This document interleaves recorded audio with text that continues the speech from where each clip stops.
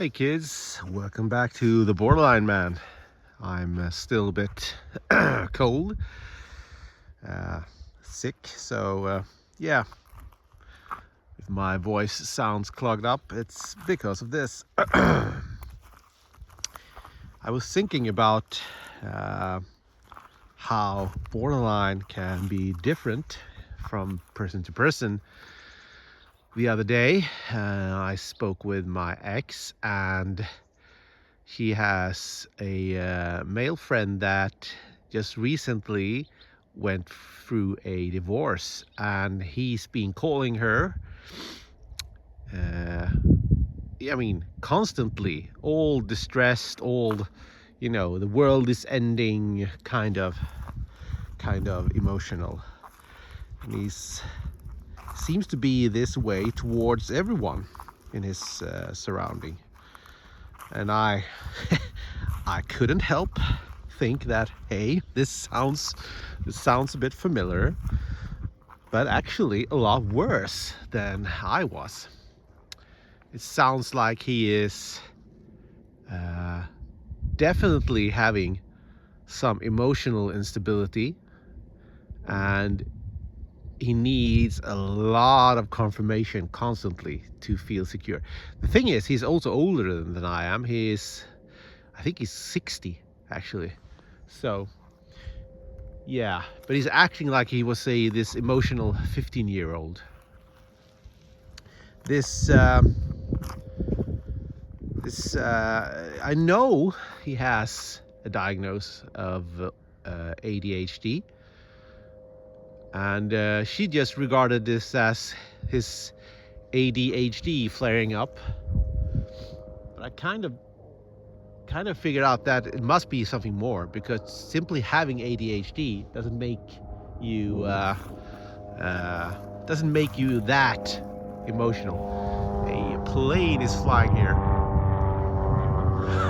Speaking about ADHD, I might as well film it since I'm out here and it made a lot of noise. Anyways, ADHD, sure, it can affect your ability to act in certain ways, but it's hardly the sole explanation for anything like this. His incredible need of confirmation constantly, to get attention, to be listened to, that rings borderline to me. But he has been going through, and here's the thing, he has went through a general, I think, examination in the past, which led up to him having being diagnosed with ADHD. But I also know that there's a confirmation bias going on when we do these general diagnoses, where people within psychiatry examines people. They look for things. They look for things to confirm a theory, basically. So if you're there with a suspicion of ADHD, any symptoms that matches this will confirm ADHD, regardless of those symptoms possibly being something else also. This is a problem. This is a very bad scientific problem, because this is why we miss out on diagnosis based on all kinds of things to do with confirmation bias, to do with our preconceptions of how things are supposed to be. Borderline is often regarded as a female condition, and not something you find in 50 or 60-year-old men, for the first time, that is. But there's also the thing that I know you shouldn't make diagnosis from listening to what people say like this. I'm firmly against that in general. But in this case, it's so obvious that it's something more than just him being heartbroken from a broken up relationship. It is something more, for sure. It's been going on for many months now. And yeah, he's describing his ex, according to my ex, in a very black and white manner. She's either very good and very bad. You know, that's so typical of borderline. We tend to either hate or love people when we have strong emotions regarding them. So yeah, the other thing about this thing is that he's extremely extroverted in all of this. So this is a nice example, if you use that phrase, of how borderline can be categorized into at least 2 types. I know there are those who list 5 types and even more, but I'm not qualified to analyze it in that detail. But for sure, there are at least 2 very distinct types of borderline. The ones that are like mine, directed very much inwards. I am not very expressive with the emotions out towards people. I'm not seeking attention, well, other than this channel. But you know what I mean. I'm not calling my friends and want to discuss things constantly and so on. I actually don't talk much at all about borderline. I didn't really do it when we broke up, me and the ex also, despite feeling incredibly bad. So I'm the typical inwards directing emotional type of person.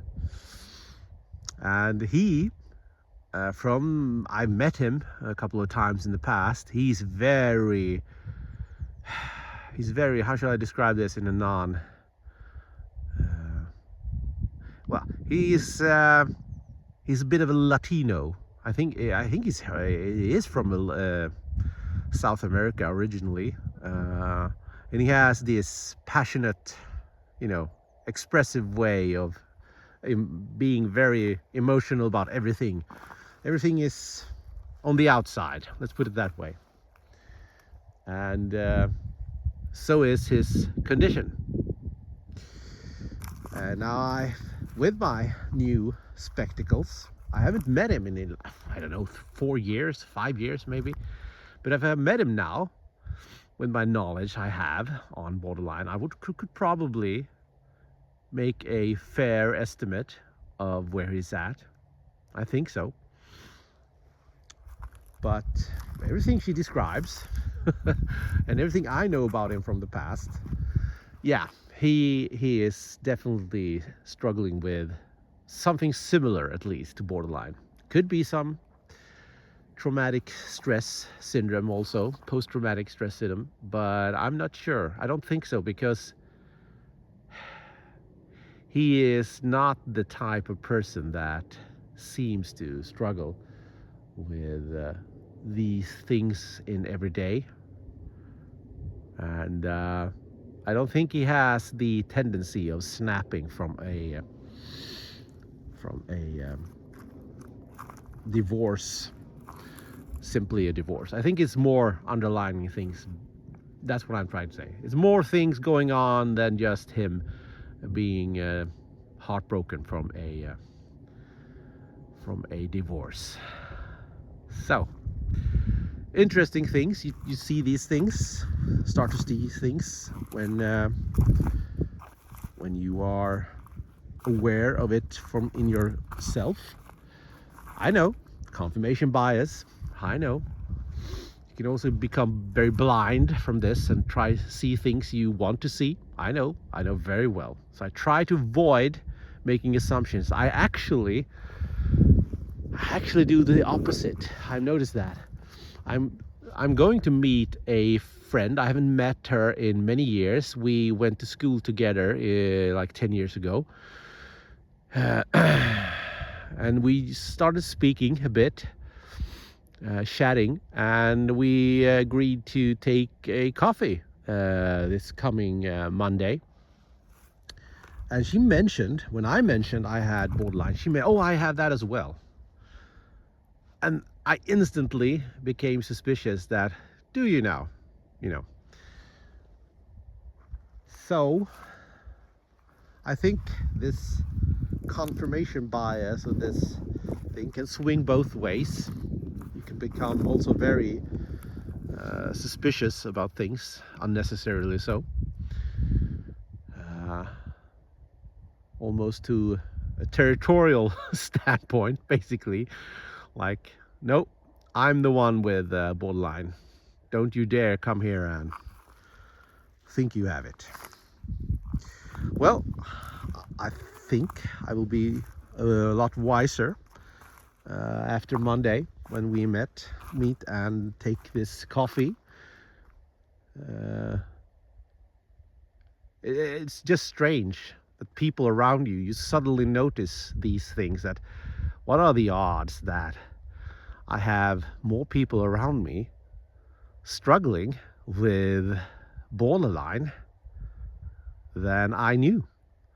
I mean, statistically, I think it's possible, plausible, but I just think it's too much of a coincidence, and it's probably true, maybe in some cases, but it's also probably me just mixing up. I'm not a professional. You can have emotional disturbances and emotional issues that are similar without having borderline. That's quite obvious. I think I'm going to do another video analyzing my my initial thoughts on this old lady friend of mine when we have met. Just to see if there are things there that are obviously so, and maybe there are things there that are not. Anyways, it's a very nice day, sunny, but it's also quite cold. It's below 0 centigrade, and I'm done soaking in the vitamin D's for today, I think, and I will go inside and continue with my rest and recover. So until next time, have a good one.